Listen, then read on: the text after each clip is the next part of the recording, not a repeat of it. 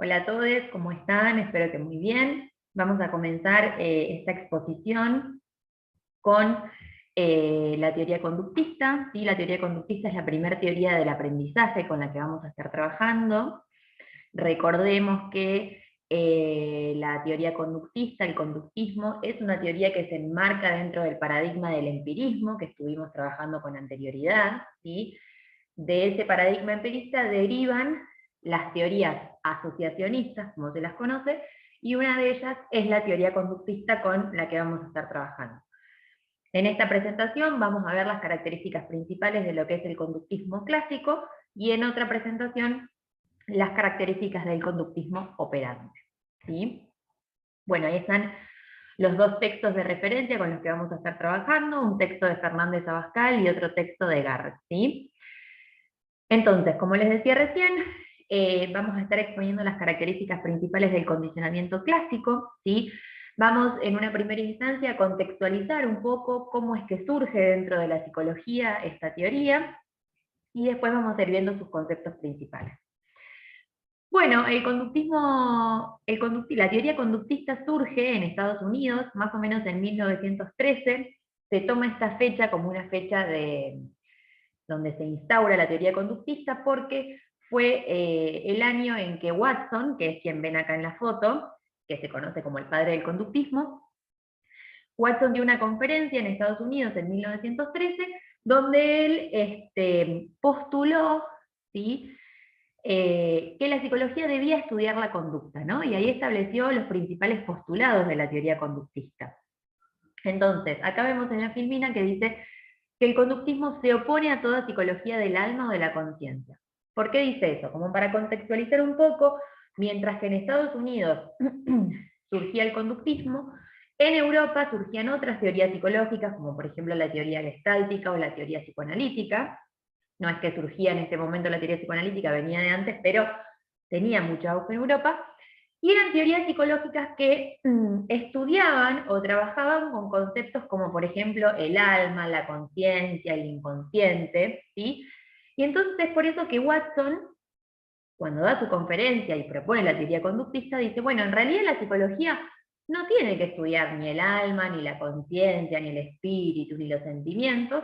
¿Por qué? Porque todas esas cosas no las podemos ver, no son tangibles, no son cuantificables, no son medibles, no es algo objetivo, ¿no? Y él dice, bueno, es muy subjetivo ponernos a estudiar el consciente, el inconsciente, porque son todas cosas que suceden como adentro de la persona, y que nosotros como científicos no las podemos ver, ni medir, ni cuantificar de ninguna manera. Entonces, la teoría conductista se va a oponer diametralmente a todas estas otras teorías psicológicas que estaban, digamos, que les fueron contemporáneas, ¿no?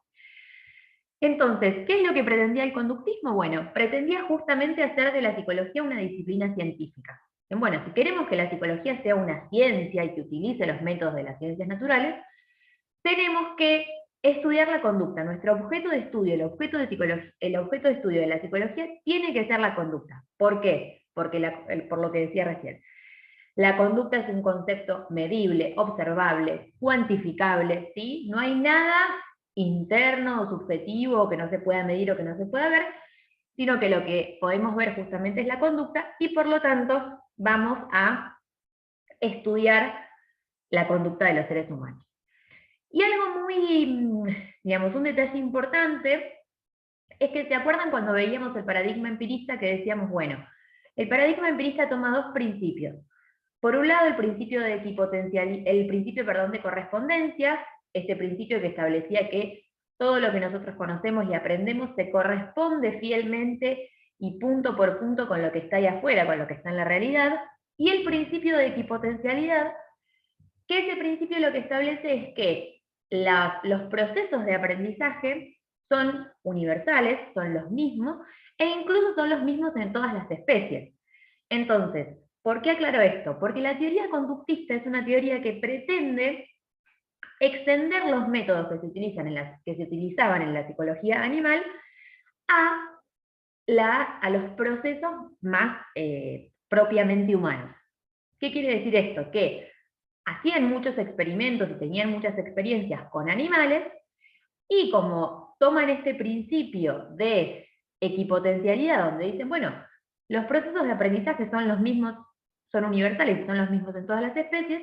Entonces, claro, lo que estudiamos con los animales, las conclusiones que obtenemos de esos experimentos, si los procesos de aprendizaje son los mismos, las podemos extender, las podemos extrapolar a los seres humanos. Entonces, además, esto tenía múltiples beneficios, ¿no? ¿Por qué? Porque al trabajar con animales uno puede tener mucha... estamos hablando en ese momento, ¿no? Situémonos en 1913, hoy en día han cambiado mucho, por suerte, las situaciones experimentales con animales, pero en ese momento decían, bueno, podemos tener mucho más control de la situación experimental, son menos los factores a tener en cuenta, porque es una organización un tanto menos compleja que la de seres humanos, la de los animales, y además se podía recurrir a ciertos métodos que eran impracticables en los seres humanos, ¿no? Un poco volviendo a esto de que, bueno, era en otro contexto, hoy por suerte esa situación ya cambió. Y entonces lo que hace el conductismo básicamente es estudiar a los seres humanos de la misma manera que estudian al resto de los animales, ¿sí? Bien, perfecto. Entonces, ¿cuál es el principal método que utiliza el conductismo para justamente abordar este objeto de estudio que ellos proponen, que es la conducta? Bueno, utilizan el método del reflejo condicionado, o, digamos, esto es como originalmente se llamó el reflejo condicionado, luego esto deriva en el método de condicionamiento, ¿sí? Pero el método que utilizan es el método del reflejo condicionado, ¿sí? Entonces, el condicionamiento se constituye en ese momento como un nuevo recurso de investigación y un determinante del comportamiento. Entonces, vamos a ver un poco de qué se trata esto del reflejo condicionado, ¿sí?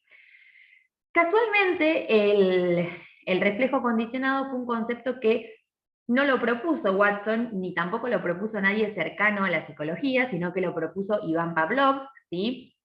Que es quien está ahí en la imagen, que es un fisiólogo ruso, ¿sí? Pavlov estaba realizando, digamos, no tenía ninguna intención de descubrir ningún concepto importante para la psicología o para el aprendizaje, sino que él estaba estudiando el sistema digestivo en los perros, ¿sí?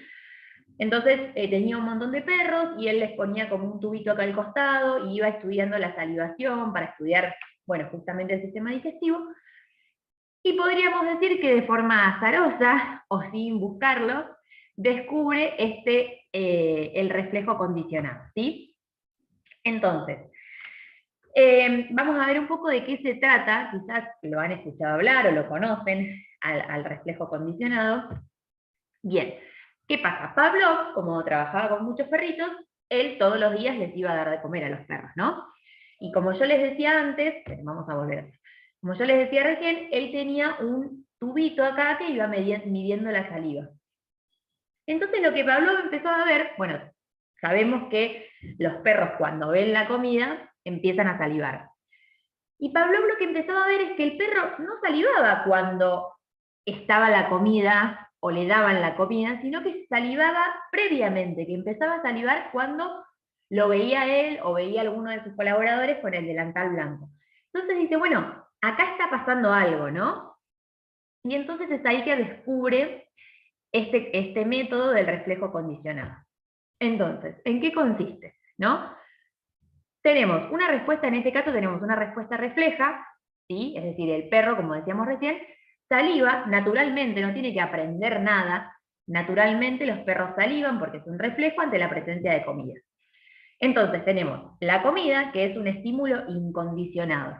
¿Qué quiere decir un estímulo incondicionado? Bueno, un estímulo que no requiere de un condicionamiento previo, que no requiere de un aprendizaje previo, sino que naturalmente o por sí mismo genera una respuesta. Entonces, la comida, decíamos recién, genera naturalmente, automáticamente la respuesta de salivación en los perros. Entonces, es un estímulo incondicionado que genera una respuesta incondicionada.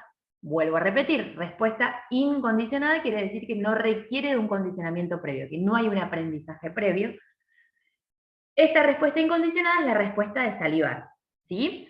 Entonces tenemos acá, le damos Pavlov veía o que le daba la comida al perro y el perro salivaba, la comida el estímulo incondicionado, la salivación el estímulo incondicionado.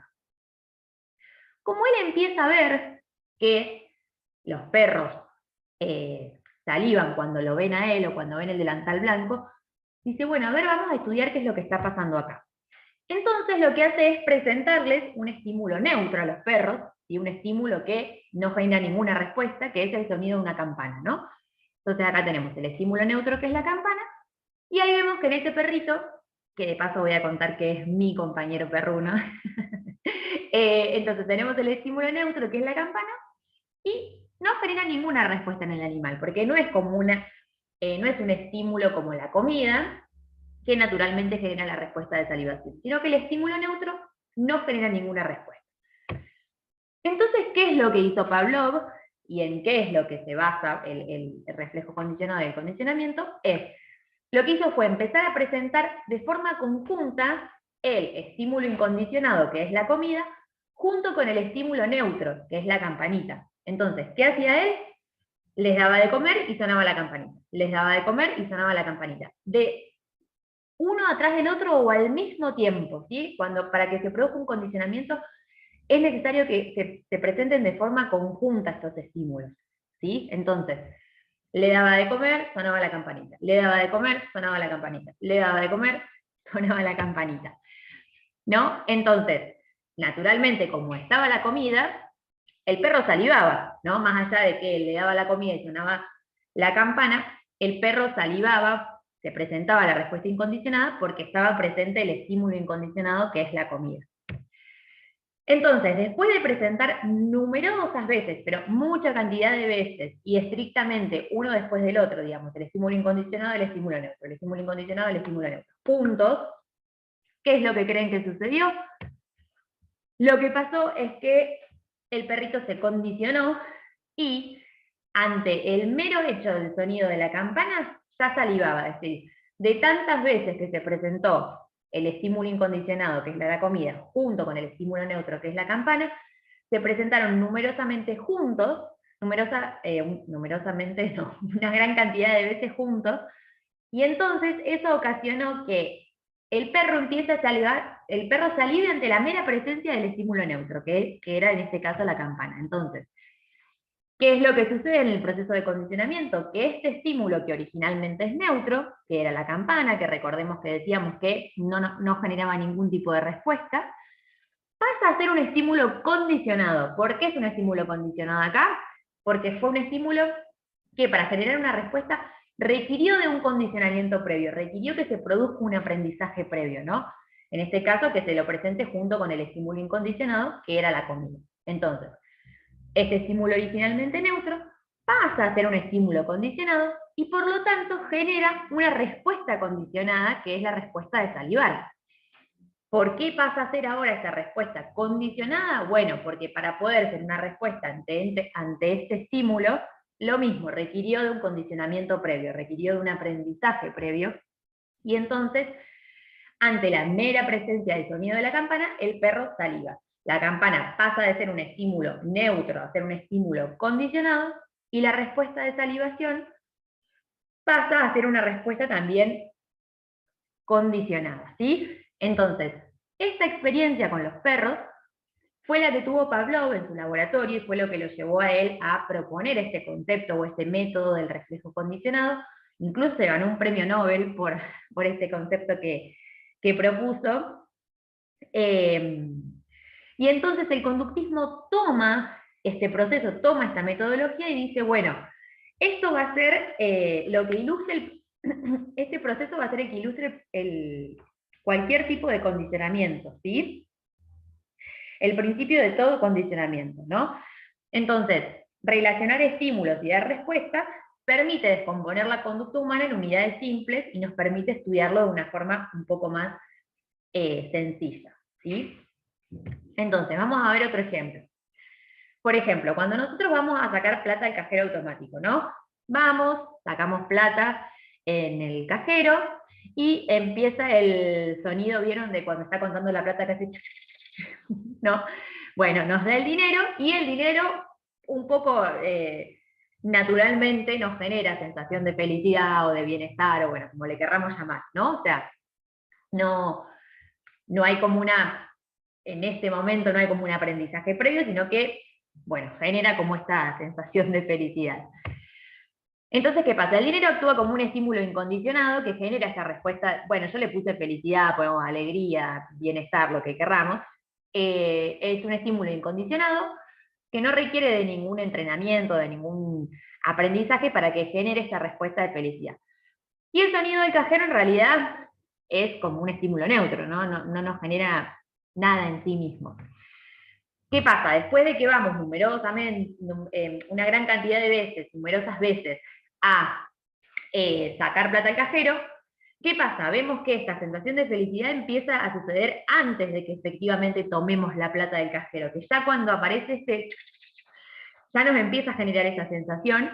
¿Por qué? Porque ocurre justamente un condicionamiento, ¿no? De tantas veces que fuimos y se presentaron estos estímulos juntos, ya el estímulo que era originalmente neutro, que era el sonidito de la plata, pasa a ser un estímulo condicionado porque requirió de un condicionamiento previo, de que sea aparejado con un estímulo incondicionado, y nos genera esta respuesta condicionada de felicidad. Entonces ya empezamos a sentir como esa felicidad antes de efectivamente sacar la plata, ¿no? Sino como cuando empieza ese sonido de que el cajero está contando el dinero.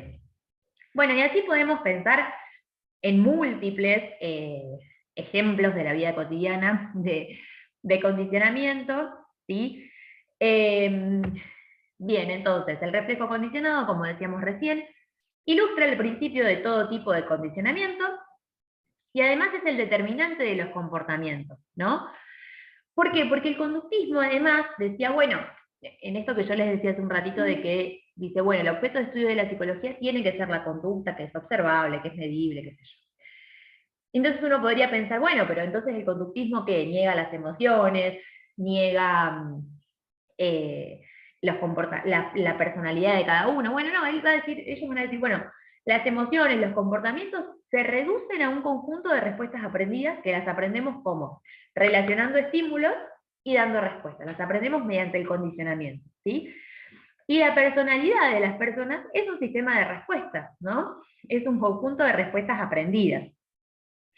Entonces, bueno, es como una posición bastante particular.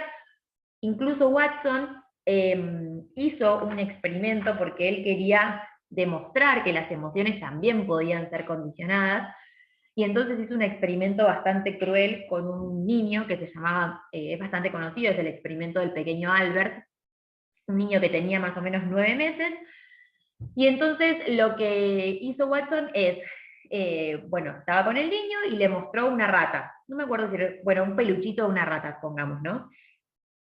Le mostró la rata, y cuando se la mostró inicialmente el bebé no lloró, no le generó ningún tipo de respuesta negativa. Entonces, lo que él empezó a hacer es a mostrarle la rata y a golpear como una barra metálica que hacía mucho ruido. Cuando le mostraba la rata, aparecía ese ruido intenso. Le mostraba la rata, aparecía el ruido que era como una barra metálica que generaba que el bebé se asuste. Y entonces, ¿qué pasa? Después de un montón de repeticiones, claramente, con solo presentarle la rata, el bebé se asustaba. ¿Por qué? Porque se había condicionado previamente y había asociado la rata, que era un estímulo neutro que no generaba ningún tipo de respuesta, con este sonido que naturalmente genera una respuesta de miedo o de susto, y entonces la sola presentación de la rata le hacía que el bebé llore, y bueno, y terminó como generando una fobia a las ratas.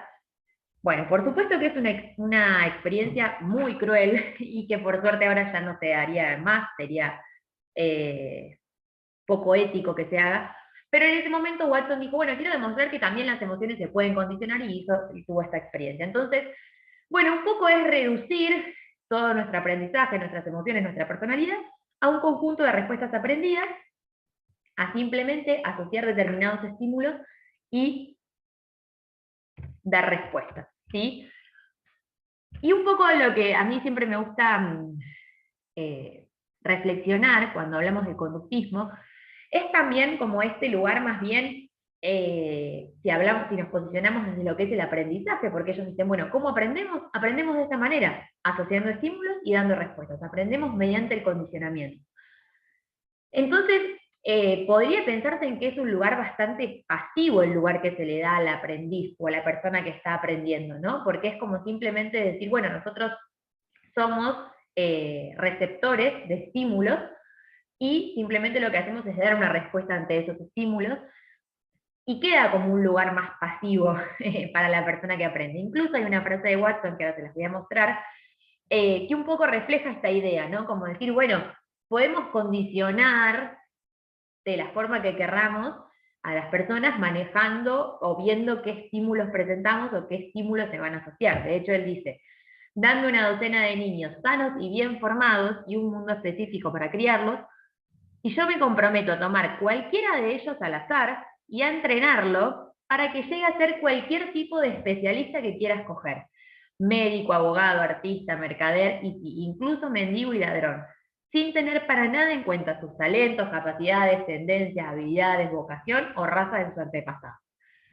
Contextualizo que es una frase que dijo Watson en 1930, pero aparece un poco esta idea, ¿no? De decir, bueno, denme 12 niños y yo con esos niños voy a hacer lo que quieran, ¿no?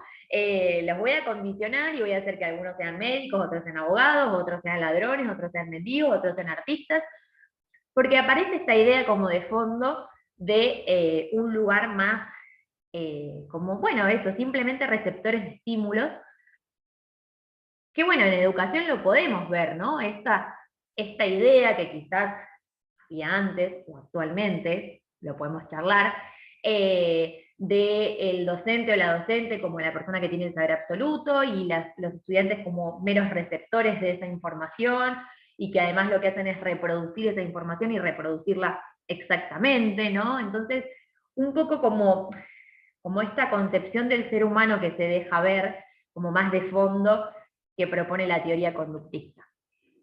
Bueno, entonces vamos terminando esta presentación. Recordemos que estuvimos viendo las características principales de lo que es el condicionamiento clásico y contextualizando un poco cómo surge la teoría conductista dentro del campo de la psicología. Bueno, espero que les haya servido. Muchas gracias.